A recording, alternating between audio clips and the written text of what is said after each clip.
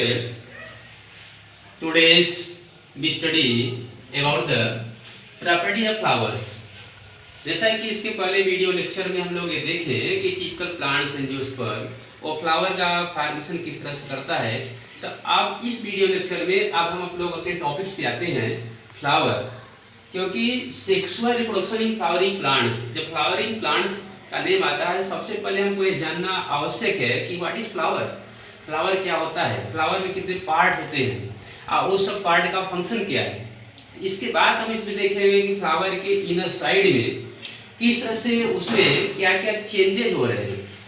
आप typical plant में देखें कि टिपिकल प्लांट में तो प्लांट एक ब्रॉड है, प्लांट में डिफरेंट सिस्टम है, प्लांट के बहुत ज़्यादा मार्फोलॉजी एनाटॉमी है। अगर टिपिकल प्लांट की बात करते हैं, जैसे रूट से लेकर हम चले शूट में चले तो रूट के भी डिफरेंट प्रॉपर्टी, शूट के बहुत से प्रॉपर्टी, लेकिन उसमें लास्ट में प्लांट में हम देखेंगे कि उसका एक छोटा सा पार्ट जो फ्लावर है और उसी में उसका पूरा जो है प्लांट का जो वर्ड है, प्लांट का पूरा संसार है उसी में छिपा हुआ है। तो प्लांट का पूरा संसार इसमें छिपा हुआ है फ्लावर में। तो आज फ्लावर की हम बात करेंगे और फ्लावर की स्टडी करेंगे, और इसलिए फ्लावर को जानना बहुत ही नेसेसरी है। और फ्लावर के सभी पार्ट, फ्लावर का एनाटॉमी, फ्लावर का मार्फोलॉजी अगर ये सब देख लेते हैं तो उसमें होने वाले चेंजेस हमको बहुत आसानी से क्लियर हो जाएगा। तो चलिए पहले हम लोग फ्लावर की बात करते हैं।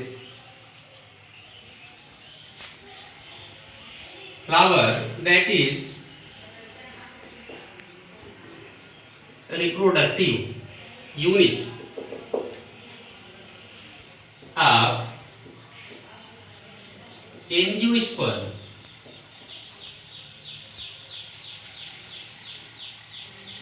that is highly modified shoot bearing modified leaves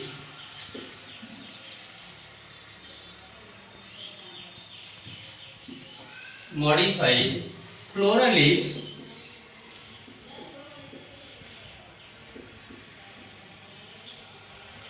on node। तो ये नोड जो इसके पहले हम लोग टिपिकल प्लांट में देखे थे कि नोड और इंटर नोड। अब देखिए यहाँ जो है ये फ्लावर को हम लोग कहते हैं तो रिप्रोडक्टिव यूनिट ऑफ एंजियोस्पर्म, ये एंजियोस्पर्म का यूनिट है। जैसे अगर हम लोग बायोलॉजी स्टार्ट करते हैं तो सेल पढ़ते हैं, बॉडी पढ़ते हैं तो सेल पढ़ते हैं, तो सेल जानना जरूरी है मैंने पूरे बॉडी के नॉलेज के लिए। उसी तरह से flower that is reproductive unit of angiosperm. और फ्लावर हमें देखते हैं कि फ्लावर कहाँ से डेवलप होता है, तो यहाँ दिखाया गया कि highly modified shoot bearing modified flower leaves on nodes.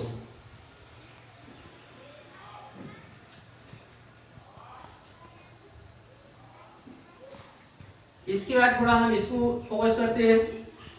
Floral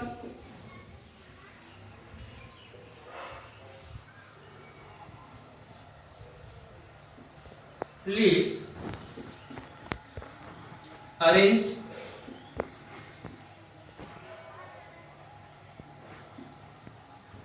in 4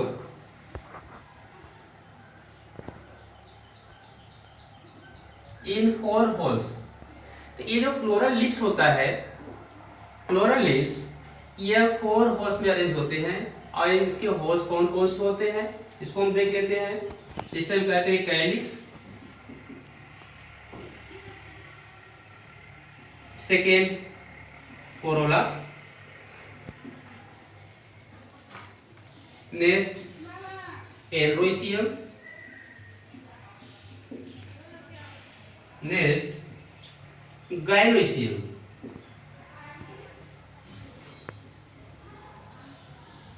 एंड्रोइसियम, gynoecium. Calyx को सेपल भी कहते हैं। Corolla that is also known as petal. Androecium stamen, that is male part.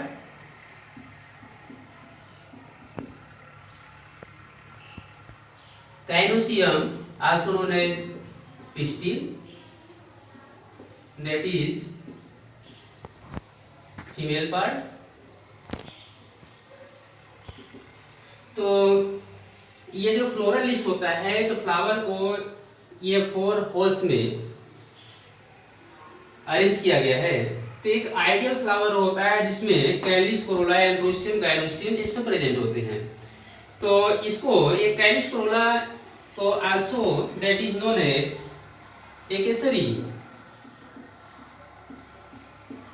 एकैसरी holes.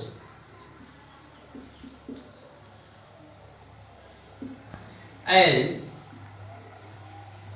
stamen pistil that is necessary holes. तो एकैसरी and necessary holes, तो ये दो जो है फ्लावर के इम्पॉर्टेंट टर्म है, इम्पॉर्टेंट पार्ट्स है. अब फ्लावर में हम लोग कैलिस, कोरोला, एंड्रोसियम, गाइनोसियम को देखेंगे कि ये किस तरह से जो है अपना वर्क करते हैं और किस तरह से ऐसा कंडीशन नेचर इनको दिया है, इन सब का फंक्शन क्या है. और इसके बाद हम लास्ट में आएंगे जो अपने मेन पॉइंट पे reproduction in sexual production in flower that is male and female parts, तब इसको फोकस करेंगे. लेकिन इसके पहले एक छोटा सा हम फ्लावर को देख लेते हैं कि फ्लावर किस तरह से अरेंज है और फ्लावर के सब क्या वर्क है, कैसे फ्लावर वर्क करता है. जैसे हम यहाँ बात करें कैलिस की, तो Kallis that is outer part, Corolla that is second holes, एंडोसियम third holes and gynoecium that is last and inner holes.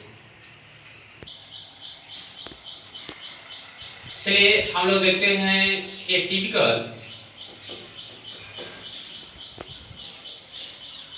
Complete flower.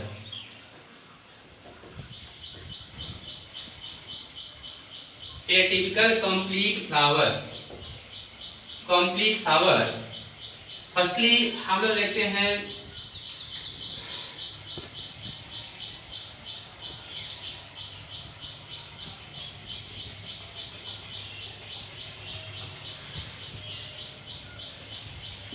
Flower का सबसे जहाँ से नोड से फ्लावर ओरिजिन होता है, नोड पे थोड़ा ऊपर जाने पर स्वेलन हो जाता है, that is known as थाइलेमस.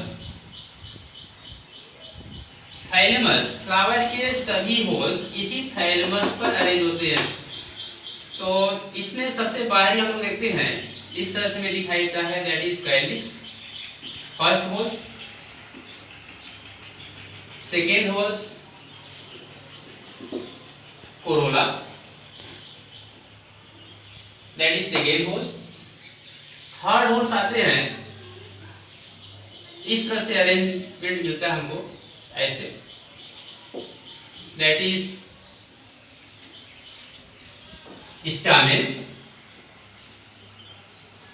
Male part and the last and inner holes हमको दिखाई देता है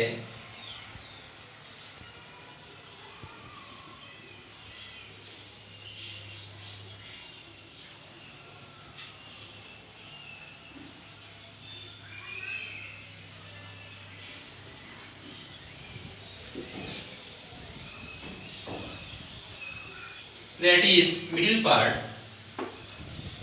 gynoecium. Gynoecium that is stigma, style and swollen part ovary.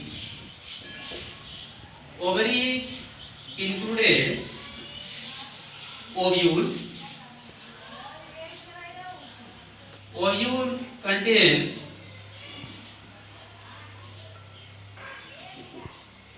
number of cells.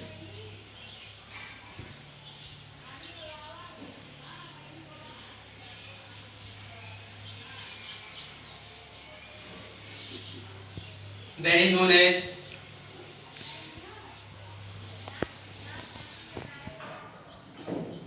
synergy.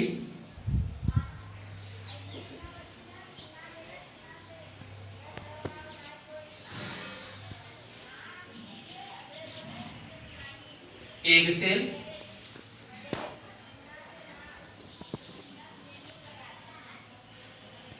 Antipodal cell,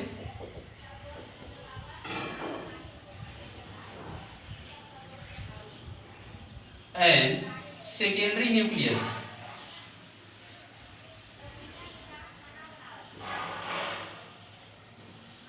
are polar nuclei. These are female part. Female part contain upper stigma, narrow, style, separated and thalamus, that is ovary. Ovary contain ovule. Ovule contain different nucleus cells, that is synergids. Middle, that is egg cell, polar nuclei and antipodal cells.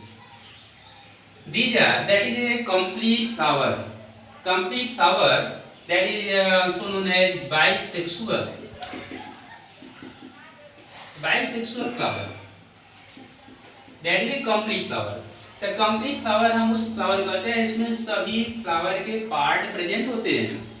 जैसे हम लोग क्या देखें कि flower में यहाँ हमको thalamus दिखाई दिया और थैलेमस पे जो फर्स्ट होल है वो कैलिस का है, सेकेंड होल जो है यह कोरोला का है और थर्ड होल ये मेल पार्ट स्टामेन्स का है and last part that is female part gynoecium, that is contain different type of cells and nucleus.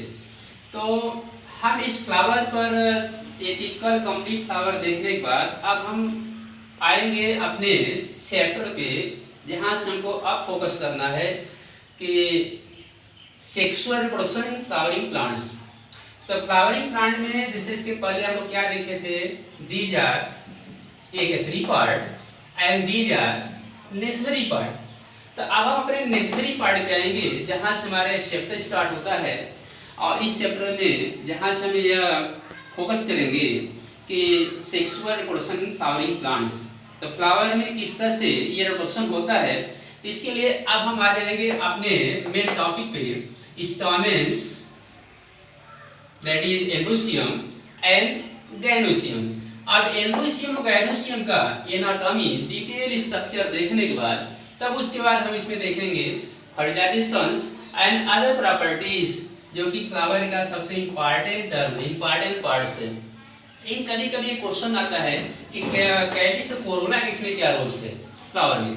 तो calyx that is protective part. Calyx क्या करता है कि फ्लावर का प्रोटेक्शन करता है जब तक कि फ्लावर कंप्लीट मैच्योर न हो जाए। और सेकेंड पार्ट जो है ये कोरोला का आता है कि कोरोला क्या फंक्शन इसमें।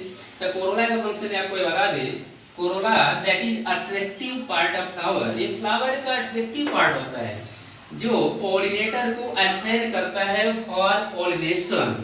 इसलिए ये डिफरेंट टाइप के फ्लावर में देखते हैं ये कोरोला का जो कलर होता है वो डिफरेंट कलर होता है और यह कलर से फ्लावर पॉलिनेटर को अट्रैक्ट करता है जिससे पॉलिनेशन कंप्लीट होता है। लेकिन अब पॉलिनेशन के बाद हम आएंगे ये फर्टिलाइजेशन में। तो फर्टिलाइजेशन से पहले हम लोग ये चेकअप करेंगे स्टामेन एंड्रोसियम एंड गाइनोसियम को। एंड्रोसियम और गाइनोसियम इसकी एनाटॉमी क्या है। इस एंड्रोसियम में ये जो हम लोग बाइलोब स्ट्रक्चर देख रहे हैं, इसके इनसाइड कौन से ऐसे सेल्स होते हैं, क्या जर्मिनेशन होता है, इस तरह से वर्क करता है। इसके बाद हम आएंगे गाइनोसियम में। तो गाइनोसियम में इसके इंटरनल स्ट्रक्चर को फोकस करेंगे कि इसका एक फॉर्मेशन कैसे होता है, इसका मेगा जीनेसिस कैसे होता है और इसमें जो है माइक्रोस्पोरोजेनेसिस कैसे होता है और फीमेल में मेगा स्पोरोजेनेसिस कैसे होता है। तो मेगा स्पोरोजेनेसिस और microsporogenesis. Mega sporogenesis that is female reproductive part का development and microsporogenesis that is development of male reproductive part. लेकिन मेगा स्पोरोजेनेसिस और माइक्रो स्पोरोजेनेसिस से पहले हम लोग थोड़ा डिटेल स्ट्रक्चर करेंगे, डिटेल स्टडी करेंगे स्टामेन का एंड दिस फीमेल पार्ट का। थैंक्स।